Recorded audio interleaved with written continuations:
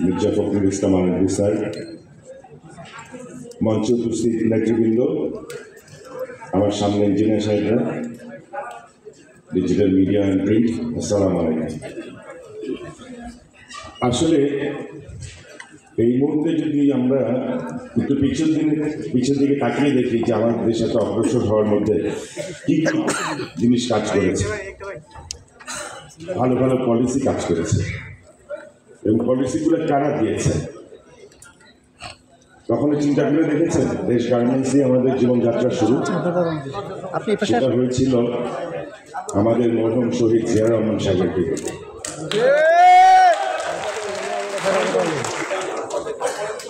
উনি আপনাদের জন্য প্রণোদনার প্যাকেজ করেছিলেন 25% পর্যন্ত। এখন ওটা নেই, দরকার নেই, কারণ এখন আমরা স্বয়ংসম্পূর্ণ। এরপরে পর্যায়ক্রমে কি হলো, আমাদেরকে অনেক রকম সাবসিডি দেওয়া হলো এই সেক্টরটাকে অগ্রসর হওয়ার জন্য। আজকে আমরা গর্ব করে বলতে পারি দেশের যদি কোনো এক্সপোর্ট হয়ে থাকে তার 85% টেক্সটাইল এন্ড আর্ট। এমন কোনো কিছু তো ম্যাজিক আমার মনে হয় না বিগত 15 বছরের সরকার কোনো কিছু দেখাতে পেরেছে আমাদেরকে। আমরা দেখতে পেরেছি অনেক কিছু, অত্যাচার, লুটি, চুরি, ব্যাংকের টাকা চুরি। আজকে যারা প্রকৃতপক্ষে ব্যবসা করে এই সব দায়ভারের কম্পেনসেশন দিচ্ছে তারাই। আজকে আমাদের ইন্টারেস্ট এত বেশি কেন? এই চোরগুলোর জন্য। আপনাদের কর্মসংস্থান হচ্ছে না কেন? আপনাদেরকে ইন্ডাস্ট্রি পরিচালনা করার মতো পরিবেশ দিতে পারেনি।